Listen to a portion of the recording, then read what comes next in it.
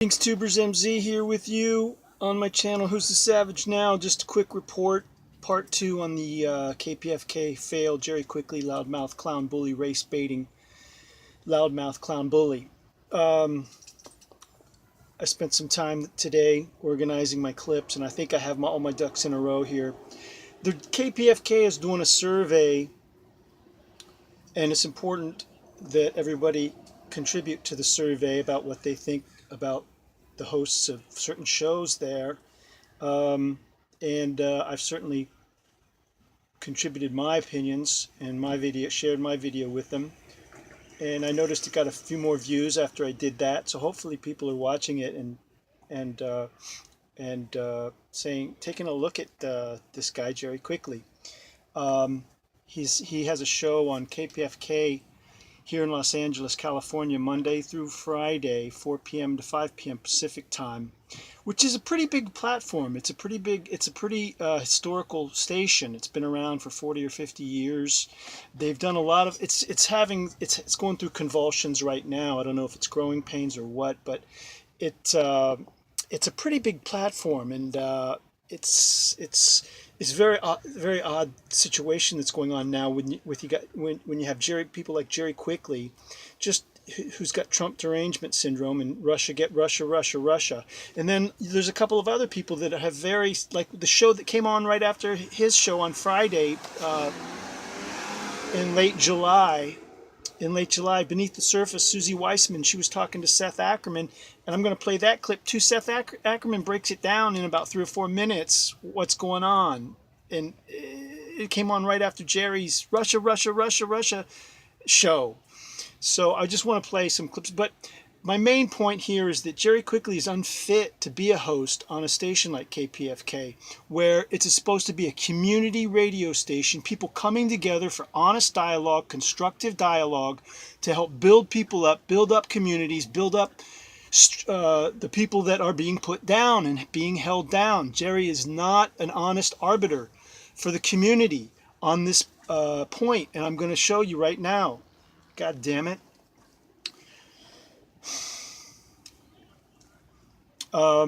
So this is a show. My last video concerned a show from last summer that got me to stop listening to him, and then I started listening to him again this summer, and he did the same thing again, so I made that video. That's part 1. You can check that out. This is part 2, and this is from a show July 26th. Okay, this would have been July 26th, Thursday, July 26th.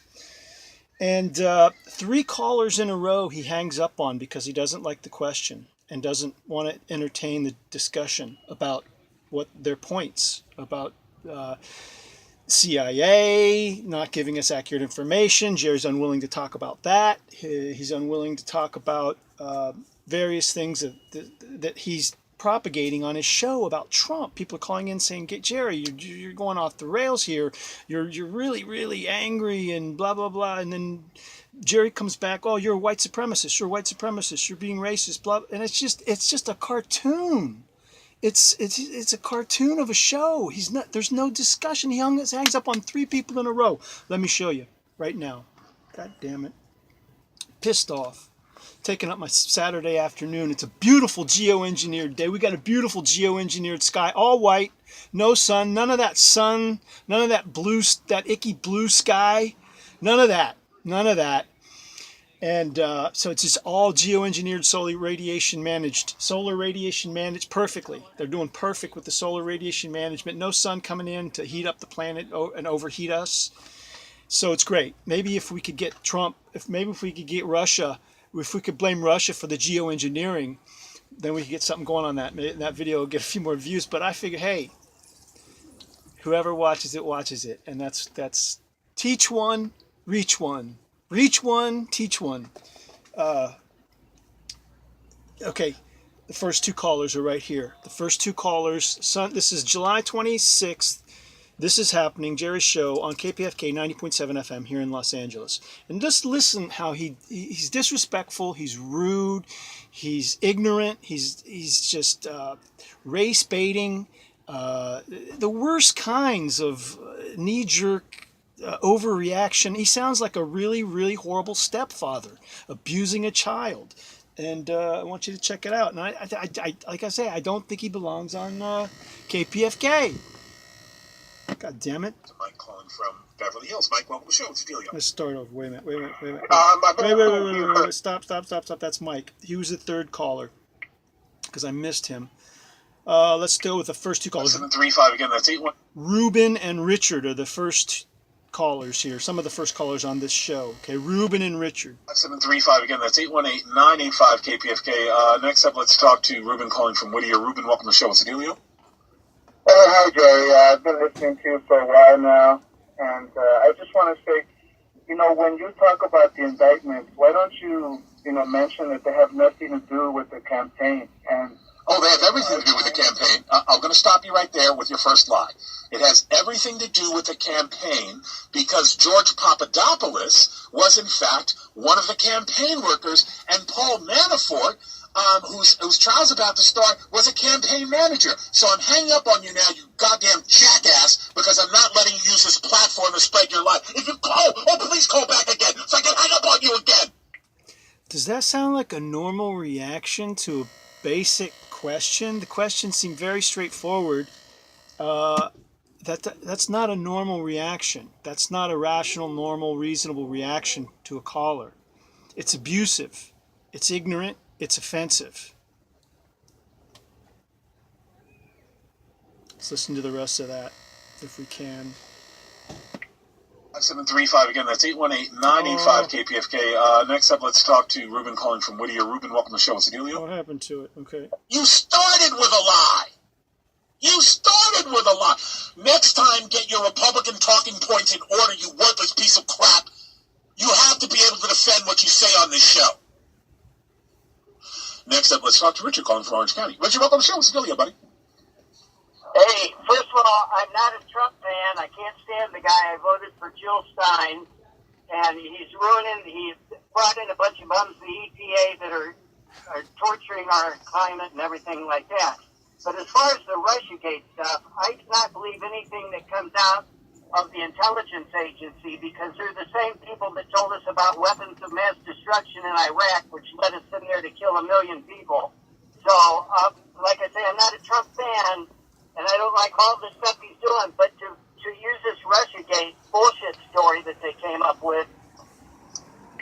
Good point. I agree. Jerry, do you have a response? Do you have an intelligent, respectful response to that question? What about it, Jerry? The CIA, Gary Webb from San Jose Mercury News exposed them for bringing in cocaine and causing the crack cocaine epidemic here in Los Angeles, California. Jerry, what do you have to say? Do you have anything reasonable or intelligent to respond to this guy, to Richard? Appreciate your passion, but there's nothing but truth in this Russia story. The fact that, and this is what happens, right? What you're listening to right now, people listening to this show, you are literally, these last two callers were literally working for Russia. Now, does that mean that they were getting a paycheck from Russia? I don't know. There's actually a really good chance, because Russia pays influencers. But whether or not they're actually getting a paycheck from Russia or not, all of their views and positions are being curated by the Russian government, by the Kremlin, in the form of their Twitter feeds and their Facebook feeds and everything that comes across their social media, and it creates this echo chamber. And because these stupid fools are stupid enough to believe, oh, well, look, He's calling listeners, he's calling people that listen to his show and call into the show stupid, and all kinds of other names. These are the people that listen to your show, Jerry. It's a guy from Wyoming, so he must be righteous. Look, he lives on a farm and he has a gun. He's white like me. And because they're stupid enough to believe that, they will swallow anything Russia gives them as long as it's delivered in the form.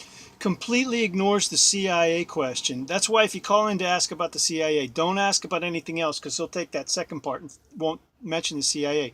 Doesn't mention the CIA part. Of a farmer from Iowa or Wyoming who owns a gun. Taking your calls here at 818-985. Yeah, people are going to be encouraged to call in, Jerry, if that's the way you treat them. That was Ruben and Richard from July 26th, Thursday, July 26th. This is happening on KPFK. Now here's Mike. I think Mike is the next one. He's calling in from Beverly Hills.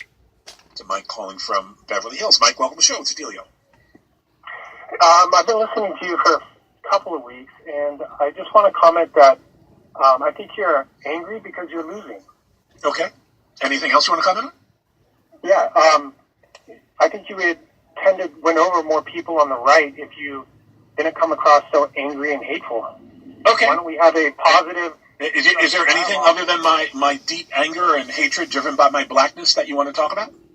I didn't say blackness. Why are you bringing race into the conversation? Other than my blackness, what... Jerry goes straight to the race card. Straight to the race card, okay? These are con men, BS artist tactics. He's not interested in a discussion. He just berates people, beats them over the head with goes to the same race card, talking point. I'm black, you're right, you're racist. Really, Jerry? That's all you got, man? As smart as you are, as intelligent as you are, as charismatic as you are, as creative as you are, that's all you got? When people that listen to your show call in with legitimate questions, that's all you got. Name calling, berating, harassment, race baiting, beat them over the head. Sorry to hear that, man. Really sorry to hear that. bothers you about the show? Brought in... Other than my blackness, what bothers you about the show, you crazy white supremacist? Other than my blackness, what bothers you? Be honest. No one knows your last name. Well, I find that... I hung up on you because you're not interesting. 818-985-5735. That's 81... Hangs up again. That's the third hang up in like 10, 12, 13 minutes of the show. Okay? It was that's why I recorded these, because it was remarkable. And then the rest of the show was women, because 9 out of 10 women call in, or 9.999% of the women that call in just say, "Oh, Jerry, I love the show. What can I do to help?" And the guys are more likely to call and say, "Jerry, what are you talking about, man? What about the CIA? CIA is not our friend. We can't trust the CIA." Jerry said Jerry Jerry has no answer for that. He has no answer because he can't defend it. He can't defend that crap.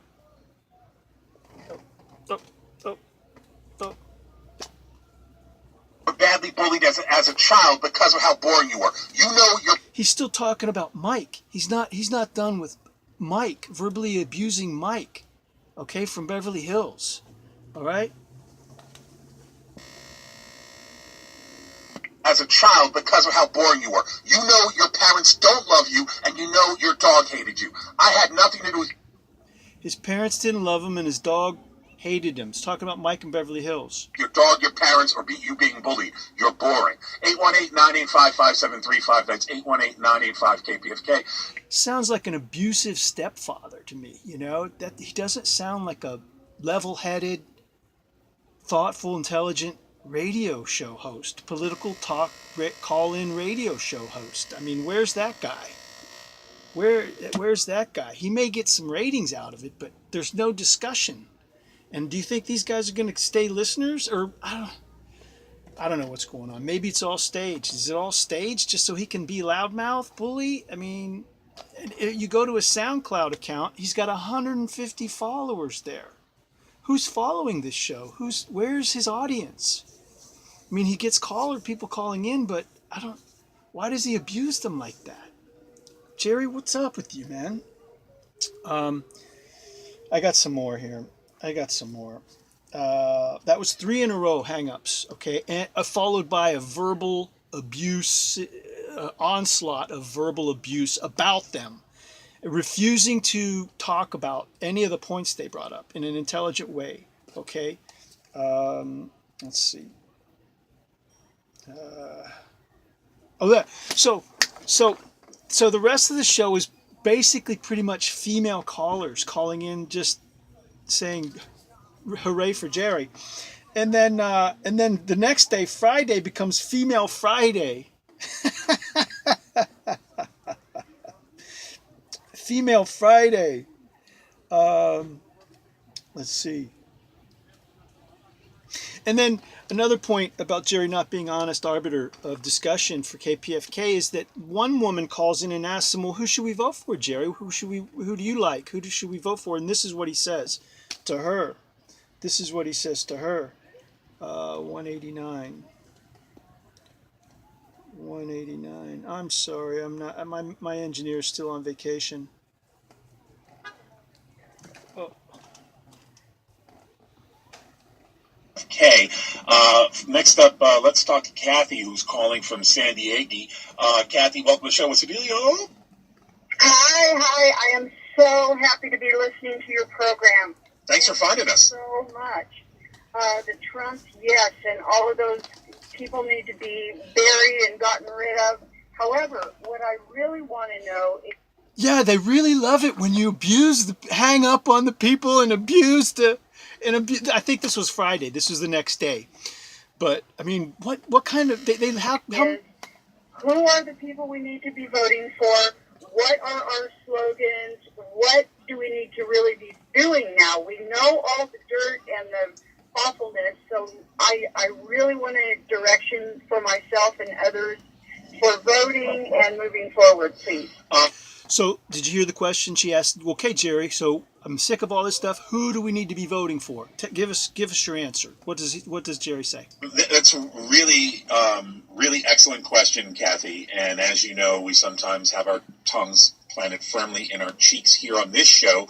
But that aside, hold on, stay with me for a minute, because I want you to hear a news report. It's been really, really super hot in New York City, and there's some potential blackouts that are pending, and it's a chance for new political candidates potentially. This is a weather report that was produced by The Onion. Let's give a listen if you want to know who to vote for.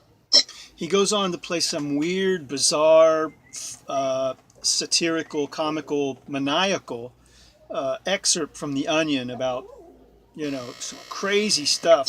Now, looking ahead to the rest of the week, we're eyeing record high temperatures in New York City, which could spell major troubles for the city's electric grid. With the mercury climbing into... Yeah, okay, yeah.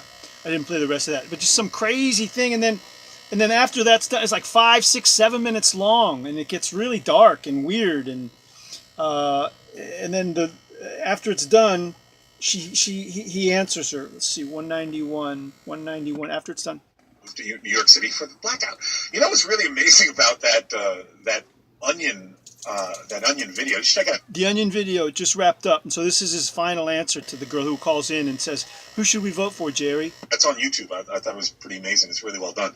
Is that when they give a list of the people that need to be killed, need to be executed immediately, and these are actually living people, sitting politicians like Chuck Schumer, Lloyd Blankfein, head of Goldman Sachs.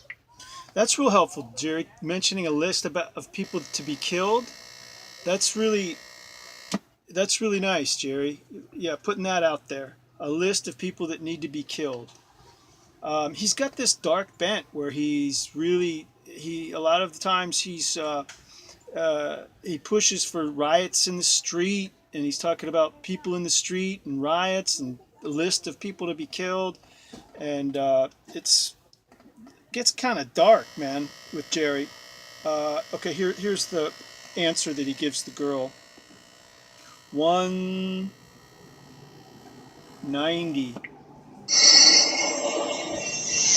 So to answer your question, Kathy, you should vote for anyone The Onion puts up for office.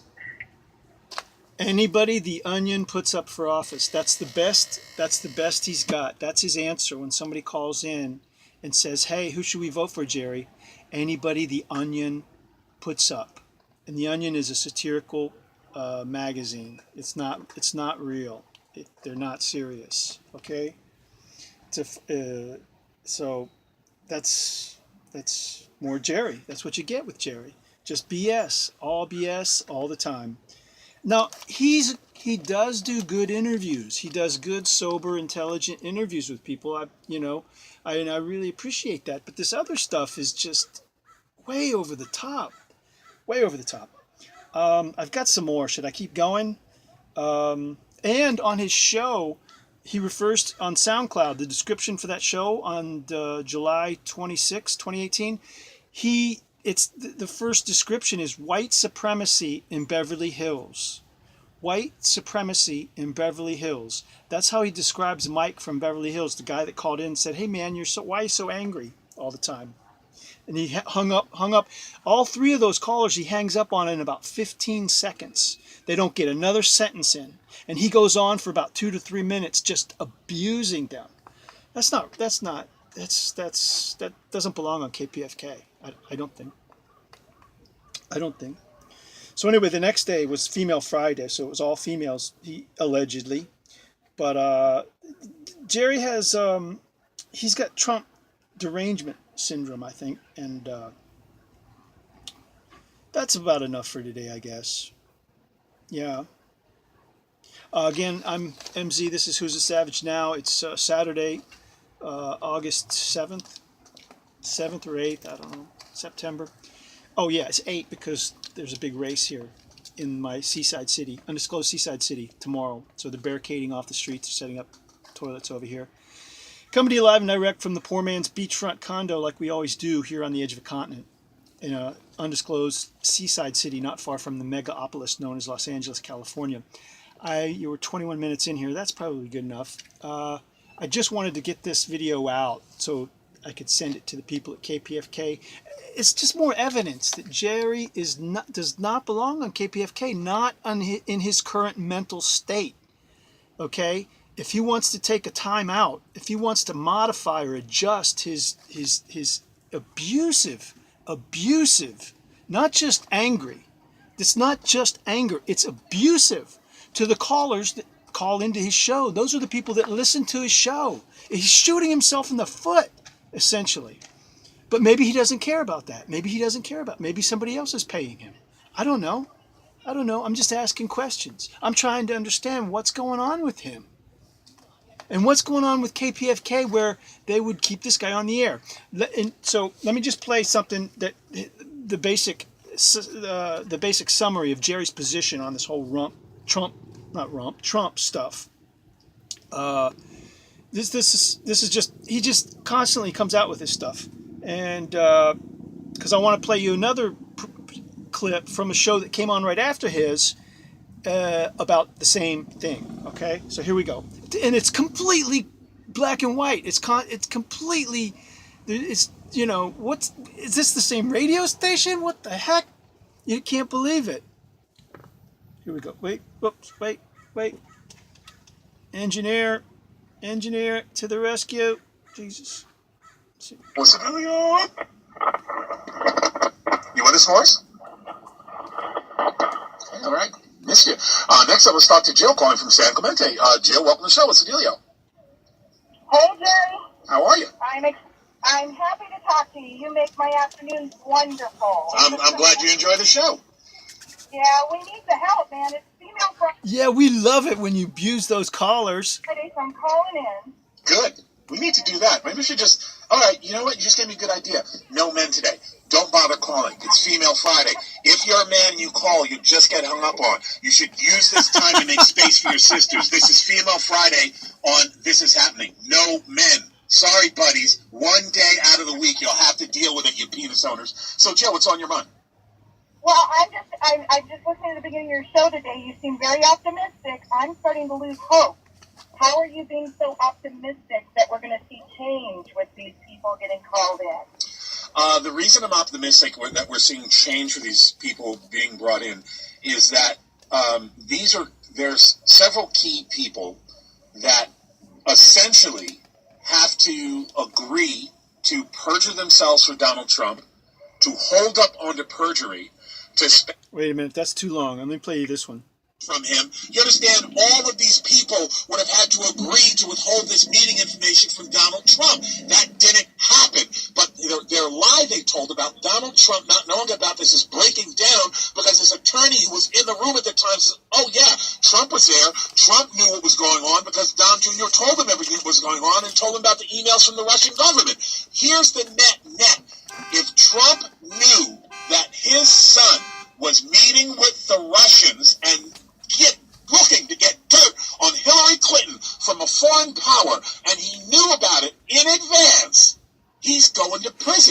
going to jail. That's treason. Period.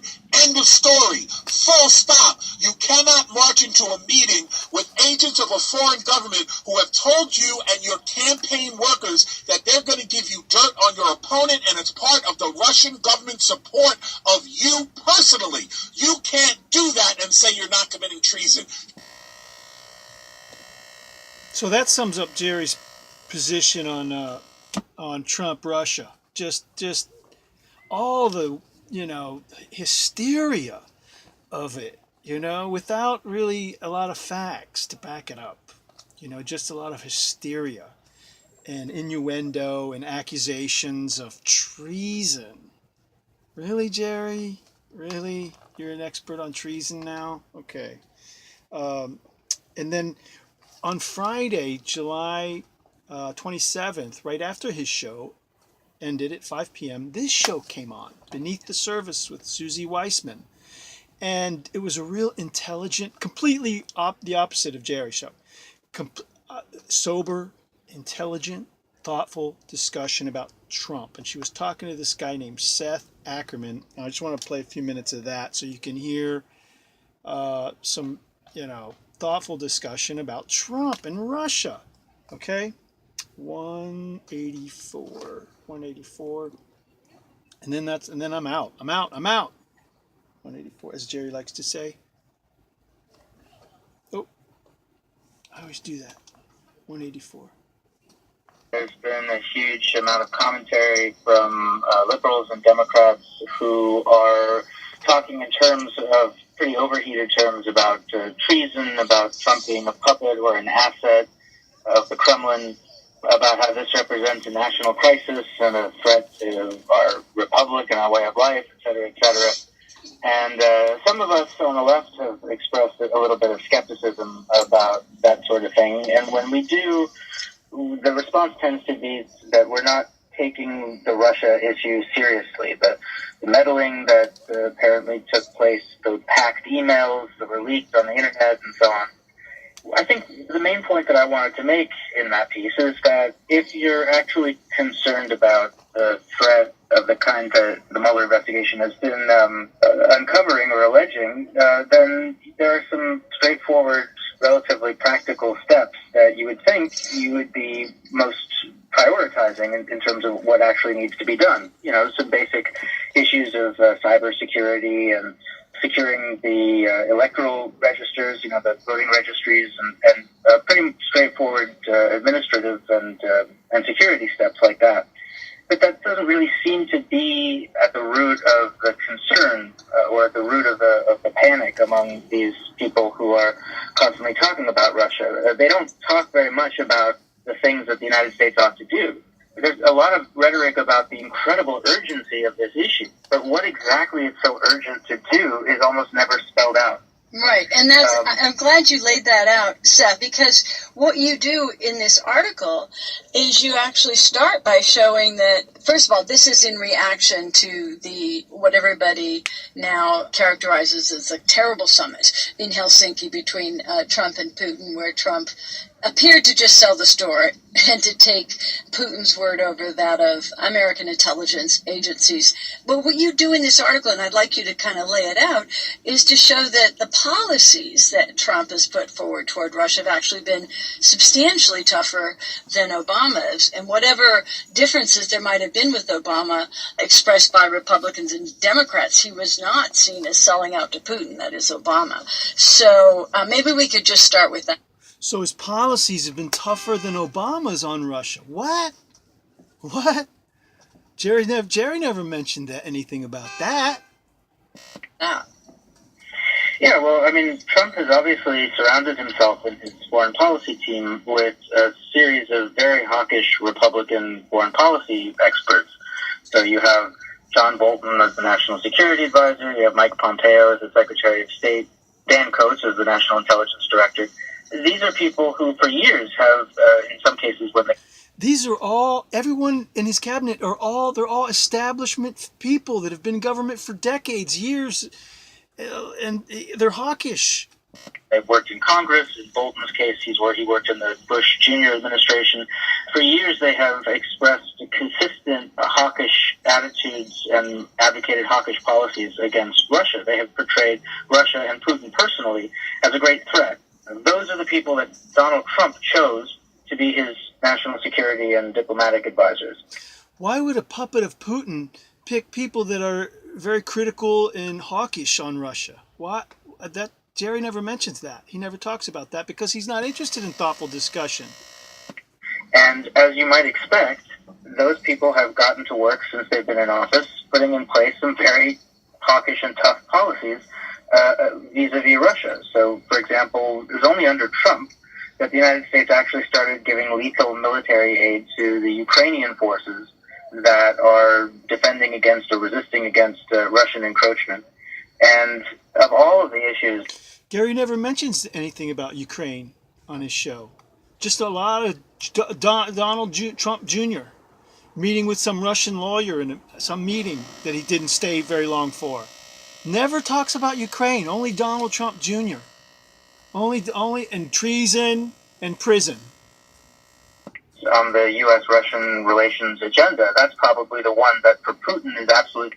Because Jerry's his show is not a serious show. It's a comedy of a farce, of a tragedy, of a sham. Most critical, most vital security interests as he perceives it. And on that point, the Trump administration has gone further than any administration before. In fact, further than any administration has gone before in regards to Russia and protection of the U.S. against Russia aggression. Okay? On the whole gamut of issues, there was a quote recently from an expert at the Atlantic Council, which is basically a NATO-oriented think tank. It's a think tank that's basically all about how to contain Russia, a very establishment-type organization, where the expert was quoted as saying, basically despite the rhetoric, Donald Trump is waging the most tough anti-Russia foreign policy of any president since the end of the Cold War. Did you hear that? I wish I could play it again. I wish I had the technology to play it again for you. The cognitive dissonance that it takes to... This is good. The cognitive dissonance. Listen to this. Listen to him discuss how it takes... on the one hand, Trump's got all these advisors who are hard on Russia, and he's got the hardest policies of anyone against Russia. But at the same time, he's a puppet of Putin. You both cannot be true. To assimilate those facts with the claims that are constantly being made that Trump is not just carrying out a policy that's not tough enough on Putin, but actually is like a puppet of Putin, it doesn't make any sense at all. Even if he were a puppet, by the way, it's clear that he's not in control of his own foreign policy. Or maybe even remembers it. It's not clear exactly why Putin would really want Donald Trump as his puppet. He would have done better to pick somebody else. He would have done better to pick somebody else. There it is. Thoughtful, intelligent discussion about the Russian situation and Russiagate and Trump Derangement Syndrome. Clearly, you'll never hear anything like that on Jerry's show. This is happening. And so that's that. And we're at 33. That's a good time to stop. It's taken up too much of my Saturday afternoon already. But I wanted to put this out there. The Kpfk.com /survey. You can go there and tell them what you think of Jerry quickly. Tell them what you think of the shows, their programming, what's going on. I played some clips of Jerry. I think he's a loudmouth, race-baiting, clown, bully, abusive, very abusive to people that listen to his show. It doesn't make any sense, and he's just he's got Trump Derangement Syndrome on the Russia thing. It doesn't make any sense. Why? How could he be a puppet? And then his policies are the harshest against Russia of any recent president. It's cognitive dissonance 101. But Jared won't talk anything about that. If you call in and ask him about that, you click. If you try to ask him anything on Twitter about that, blocked. I tried. Trust me, I tried. So what's up, Kpfk? What's up with Jerry quickly? What's up with his mental state? It doesn't seem to be normal for Kpfk or discussion, community. It's a community radio station, right?